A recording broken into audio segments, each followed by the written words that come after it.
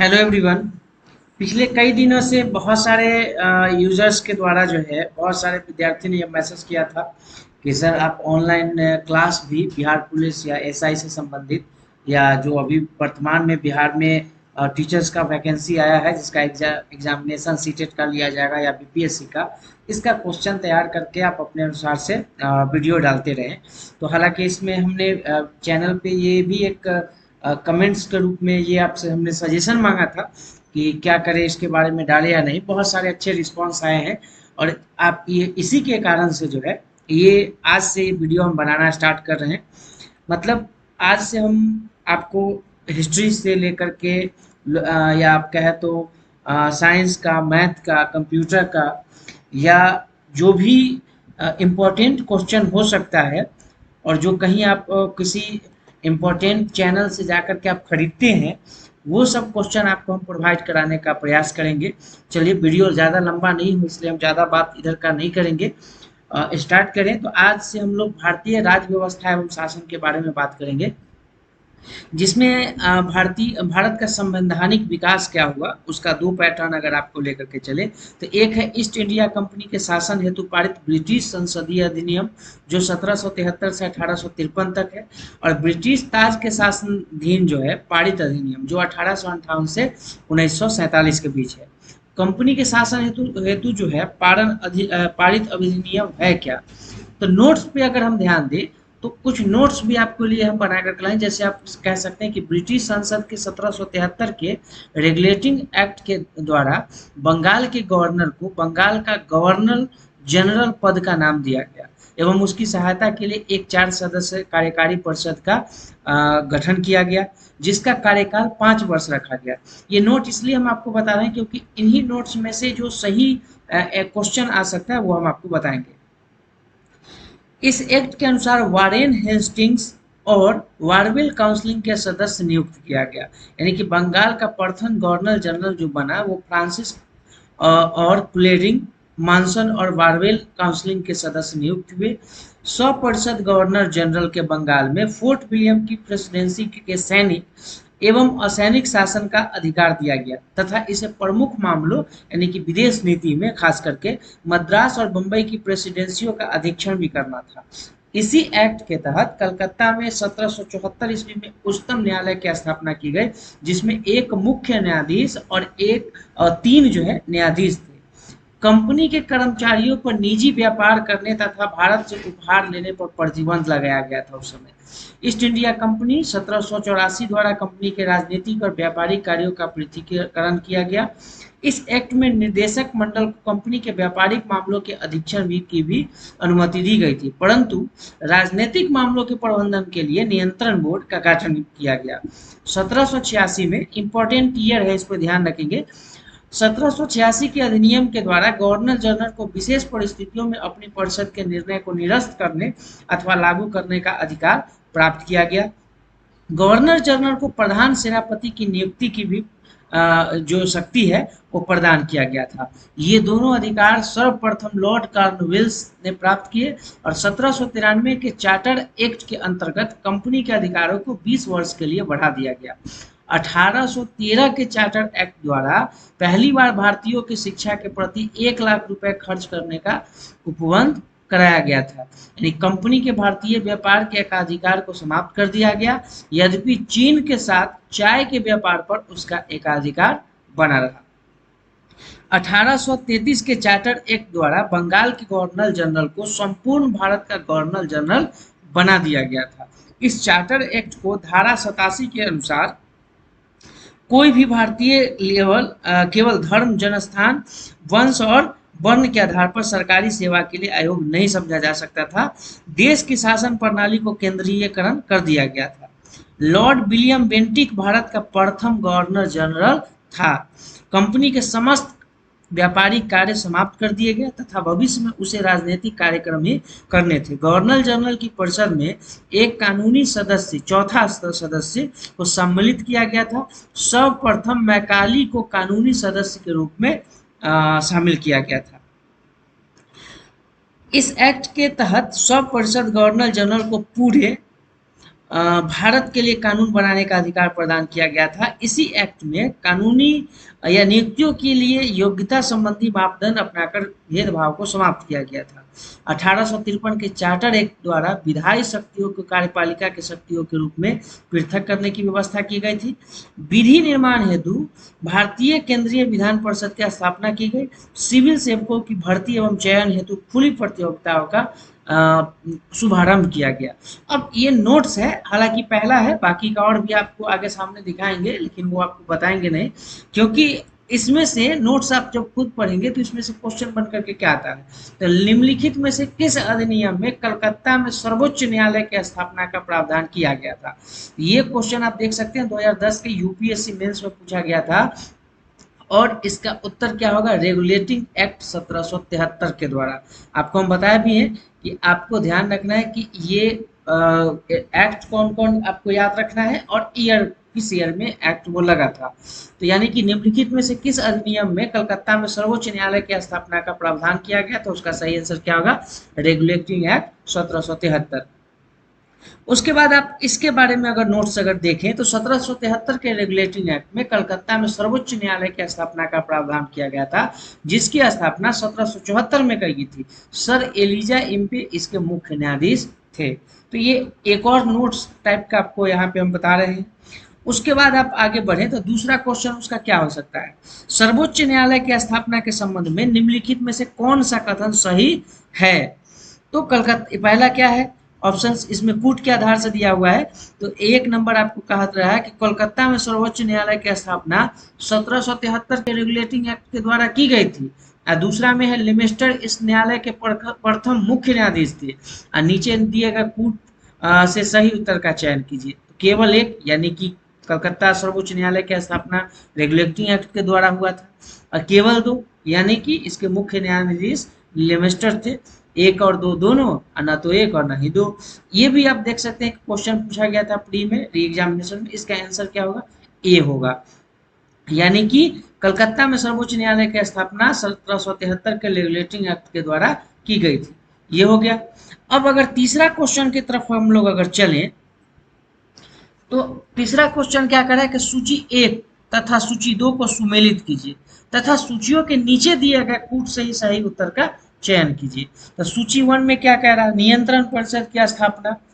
B में है सर्वोच्च न्यायालय की स्थापना, इंग्लिश मिशनरियों के भारत में काम करने की अनुमति, और डी में है गवर्नर जनरल की परिषद में कानूनी सदस्य की नियुक्ति।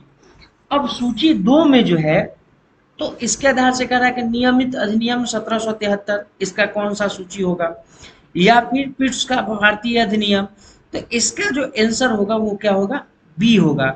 यानी कि ए का जो आपका आंसर होगा, यानी कि इसका बी आंसर है। तो बी में आप देखेंगे कि ए का क्या होना चाहिए, 2 नंबर। तो ए का यानी नियंत्रण परिषद की स्थापना, पिट्स का भारतीय अधिनियम 1784 है ना। और बी का आगे आप बढ़े तो 1 नंबर है, यानी कि 1 नंबर का क्या होगा, बी। तो 1 नंबर का आप देखेंगे ये नियमांक अधिनियम 1773 के में क्या है, सर्वोच्च न्यायालय की स्थापना। तो इस तरीके से आप अगर मिलाना चाहें, फिर आप देखेंगे कि 3 का क्या है, सी। 3 में क्या है, चार्टर अधिनियम 1813 में जो है क्या है, तो इंग्लिश मिशनरियों को भारत में कार्य करने की अनुमति। और 4 का क्या है, तो डी है। यानी कि 4 में है चार्टर अधिनियम 1833 में गवर्नर जनरल की परिषद में कानूनी सदस्य की नियुक्ति। ये भी यूपीएससी प्री 2003 में क्वेश्चन ये पूछा गया था। इसमें अगर आप देखें तो इसके आधार से आपको एक नोट्स यहाँ पे बना के दिया गया है कि नियामक अधिनियम रेगुलेटिंग एक्ट 1773 सर्वोच्च न्यायालय सुप्रीम कोर्ट की स्थापना, पिट्स का भारतीय अधिनियम 1784 नियंत्रण परिषद यानी बोर्ड ऑफ कंट्रोल की स्थापना, चार्टर अधिनियम 1813 इंग्लिश मशीनरियों को भारत में कार्य करने की अनुमति तथा चार्टर के अधिनियम 1833 गवर्नर जनरल की परिषद में कानूनी सदस्य की नियुक्ति से संबंधित है, जो कि सबसे लास्ट यानी 4th नंबर का डी है। अब अगर इसके बाद हम लोग आगे की तरफ बढ़े, यानी तीसरे नंबर के बाद चौथे नंबर क्वेश्चन की तरफ हम लोग बढ़ते हैं, तो निम्नलिखित में से किस से यानी किन से भारत में अंग्रेजी शिक्षा की नींव पड़ी। क्वेश्चन इसमें भी आपको कूट के अनुसार से दिया हुआ है, और इसका आंसर क्या होगा, डी। यानी कि जो डी आंसर होगा वो क्या है कि इसमें कूट के अनुसार से 1, 2 और 3 तीनों सही है। यानी कि 1813 का चार्टर एक्ट क्या कहता है कि भारतीय शिक्षा यानी भारत में अंग्रेजी शिक्षा की नींव पड़ा तो 1813 का चार्टर एक्ट से, general committee of public instruction 1823 से, और प्राच्य विधि एवं आंग्ल विधि विवाद के कारण। तो ये इसका तीनों आंसर होगा, ये ध्यान रखना है।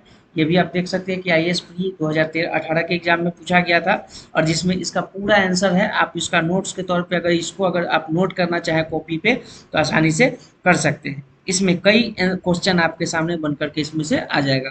अब 5वां नंबर क्वेश्चन अगर हम आपको बताएं तो किस अधिनियम के द्वारा ब्रिटिश संसद ने चाय और चीन के साथ व्यापार को छोड़ करके ईस्ट इंडिया कंपनी के साथ भारत के साथ ईस्ट इंडिया कंपनी के भारत के साथ व्यापारिक एकाधिकार को समाप्त कर दिया गया था? कौन सा अधिनियम है ये? तो इसका आंसर क्या होगा? ए होगा, यानी कि 1813 का चार्टर अधिनियम जो है। और 1813 का चार्टर अधिनियम कहता क्या है कि इस माध्यम से ब्रिटिश संसद ने चाय और चीन के साथ व्यापार को छोड़ करके ईस्ट इंडिया कंपनी के भारत के साथ व्यापारिक एकाधिकार को समाप्त कर दिया था। जबकि 1833 के चार्टर अधिनियम द्वारा कंपनी के समस्त व्यापारिक कार्यक्रम समाप्त कर दिए गए तथा भविष्य में कंपनी को केवल राजनीतिक कार्य ही करने थे। तो ये आप कह सकते हैं कि किस अधिनियम के तहत? तो ये है 1813 के चार्टर अधिनियम के तहत। अब छठे नंबर क्वेश्चन की तरफ अगर हम लोग बढ़ते हैं तो छठे नंबर क्वेश्चन की तरफ हम लोग बढ़ेंगे तो इसमें क्या कह रहा है? चार्टर एक्ट 1813 के संबंध में निम्नलिखित कथनों पर विचार कीजिए। इसमें क्या हो सकता है? तो इसमें से भारत में यानी कि इस चार्टर एक्ट 1813 के संबंध में भारत में ईस्ट इंडिया कंपनी के व्यापार एकापिल्य को चाय का व्यापार तथा चीन के साथ व्यापार को छोड़ करके समाप्त किया गया। दूसरा है इसमें से कंपनी द्वारा अधिकार में लिए गए भारतीय क्षेत्रों को ब्रिटिश राज क्राउन की संप्रभुता को सुदृढ़ किया। और तीसरा है भारत का राजस्व अब ब्रिटिश संसद के क्षेत्र में आ गया था। इसमें से कौन सही होगा? इसका सही होगा क्या? ए, यानी कि 1 और 2। 1 और 2 क्या है? आपको हम बताया है कि इसमें चाय और चीन का व्यापार को समाप्त करके छोड़ दिया गया था। दूसरा क्या कहते हैं? इसमें कंपनी का अधिकार के लिए गया भारतीय राज्य क्षेत्रों को ब्रिटिश राज क्राउन की संप्रभुता को सुदृढ़ किया गया था। तो चार्टर्ड एक्ट 1813 का जो है संबंध वो इन 2 कारणों से है। वो आप यहाँ पे देखना चाहे तो देख सकते हैं। अब 7वां नंबर क्वेश्चन को यहाँ पे नोट्स है, ये इंपॉर्टेंट होगा आपके लिए, इसको आप नोट करना चाहे तो कर सकते हैं। और क्या क्या इंपॉर्टेंस है वो हमने हाईलाइट यहाँ पे कर दिया है, तो आप अगर चाहें तो इसको भी अपने आवश्यकता के अनुसार से अगर नोट करना चाहें तो कर सकते हैं। अब 7वां क्वेश्चन क्या कहता है कि 7वां क्वेश्चन में किस अधिनियम ने भारतवासियों को अपने देश के प्रशासन में कुछ हिस्सा लेना संभव बनाया?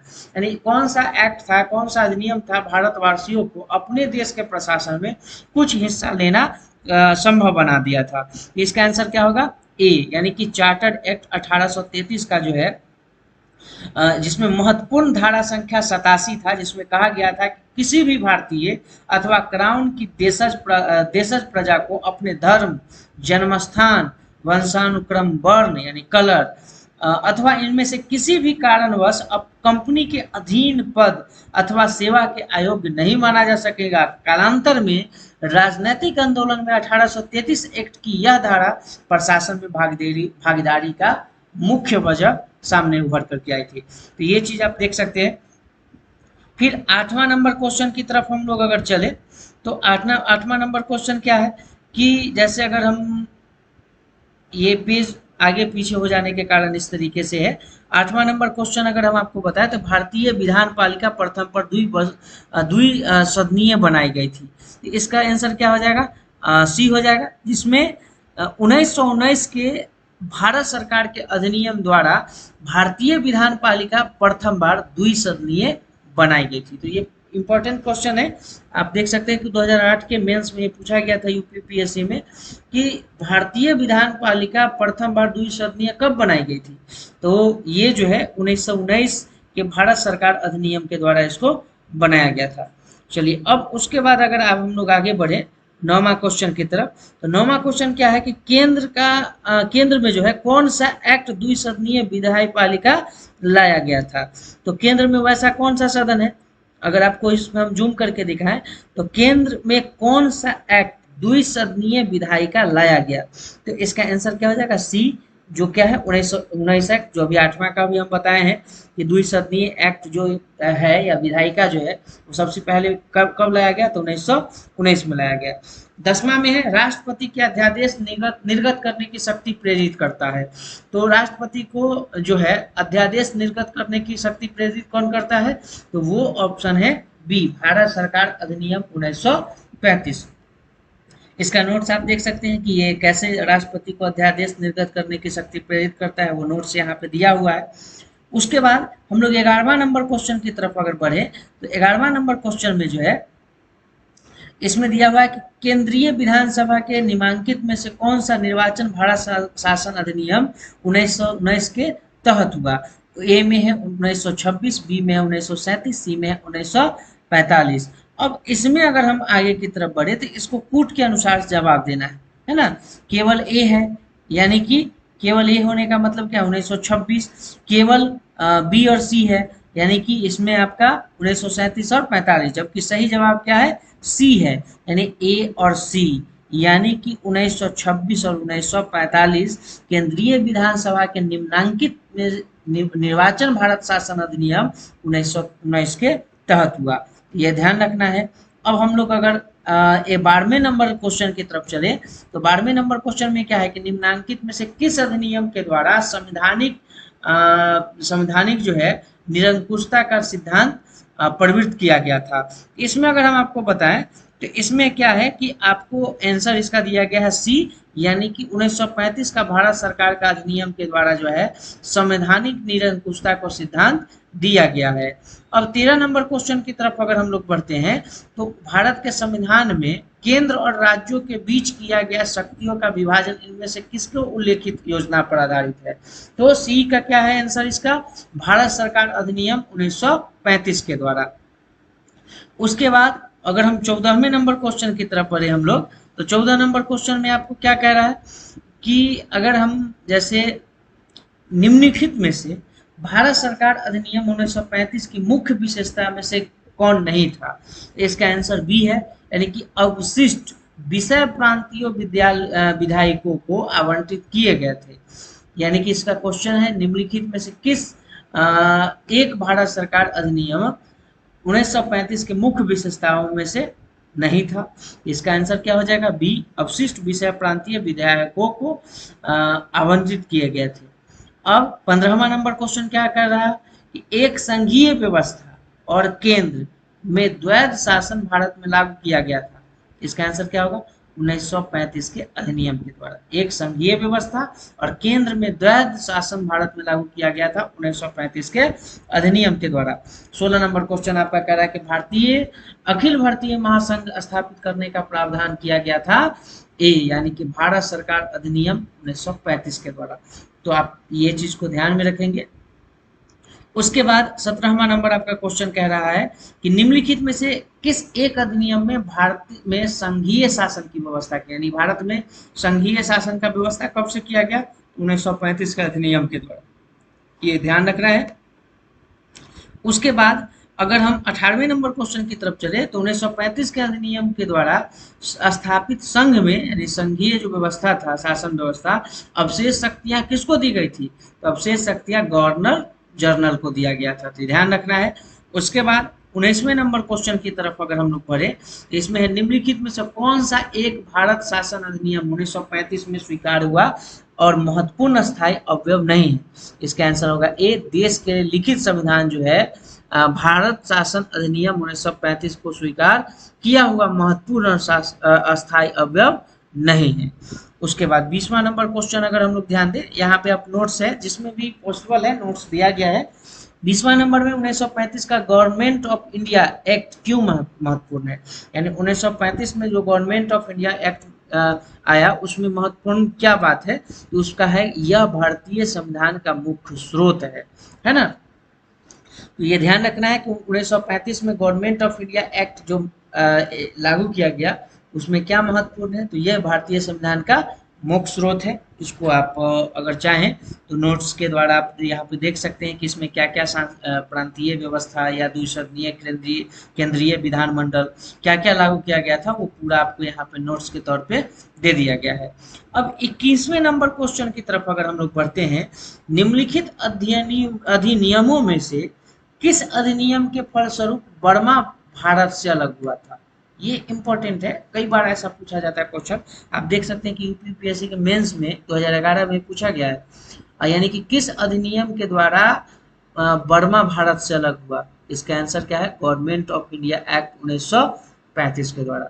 तो कुल मिलाकर के जो नोट्स आपको है, आप देख सकते हैं कि नोट्स में गवर्नमेंट ऑफ इंडिया एक्ट 1935 के प्रावधानों के अनुरूप वर्ष 1937 में भारत को बर्मा से अलग किया गया था। तो आप कह सकते हैं कि जो एक्ट लागू किया गया था, गवर्नमेंट ऑफ इंडिया एक्ट, उसमें ये इस भारत से बर्मा को अलग किया गया। और इसका अगर हम आपको नोट्स अगर देना चाहें तो आपके लिए क्वेश्चन, चूंकि आज हम लोग इस वीडियो में 21 क्वेश्चन को सॉल्व किए हैं, उससे इम्पोर्टेंट या उससे भी ज़्यादा आपको क्वेश्चन सॉल्व करने में हेल्प मिलेगा ये नोट्स की मदद से। जैसे संविधान सभा एवं संविधान निर्माण की प्रक्रिया, तो इसमें आप नोट्स देख सकते हैं कि आपको क्या क्या ज़रूरत है, कितने कितने लोगों का क्या क्या सीट्स या जो भी है, वो सारा यहाँ पे इंफॉर्मेशन दिया गया है। आज का ये पहला वीडियो था जो पहली बार भारतीय राज्य व्यवस्था एवं शासन या संवैधानिक विकास के लिए वो हमने बनाया। वीडियो कैसा लगा? आप खूबी और खराबी के बारे में कमेंट्स बॉक्स में जाकर के जरूर बताएं। अगर आपको लगता है कि कुछ खराबी है, बेझिझक आप बताएं, उसको दूर करने का प्रयास किया जाएगा। आगे और भी प्रयास रहेगा कि जो इम्पोर्टेंट क्वेश्चन है, कुछ लोगों के मन में ये हो सकता है कि बिहार पुलिस या एसआई के लिए ये कैसा क्वेश्चन होगा। तो शायद अगर आप पहले से बिहार पुलिस का अगर 2 4 या एक भी एग्जाम दिए हैं, तो आप उसके क्वेश्चन का टफनेस जो है, कितना टफ होता है, उसका अंदाजा आपको होगा। तो तैयारी हमको मिल करके करना है, अच्छे से करना है। आपको उससे संबंधित या क्या क्वेश्चन आ सकता है उससे संबंधित आपको हम लेकर के आएंगे। और ये प्रयास रहेगा कि हर रोज लेकर के आए, और 20 क्वेश्चन ही हम लोग एराइज करेंगे। मैक्सिमम हो सकता है जितना वो करेंगे, लेकिन जो सही क्वेश्चन हो और जो आपके लिए कारगर होगा वो आप तक लेकर के आएंगे। वीडियो पूरा सुनने के लिए और देखने के लिए हम 2 वर्ड इसलिए कर रहे हैं कि सुनने और देखने, कि अगर आप चाहें तो इसको आप केवल सुन भी सकते हैं। अगर आप किसी मतलब फ्री टाइम में अगर इसको सुन भी रहे हैं और 20 में से 2 क्वेश्चन भी अगर आपको याद हो जाता है तो वो बहुत बड़ी बात है। तो इस तरीके से आप इसको यूज़ करें। अगर आपको वीडियो अच्छा लगे तो लाइक करें, शेयर करें, चैनल पे नए हैं तो सब्सक्राइब करें, और ज़्यादा से ज़्यादा शेयर करें। कमेंट करके बताएं वीडियो कैसा लगा। इस वीडियो में फ़िलहाल इतना ही। बहुत बहुत धन्यवाद।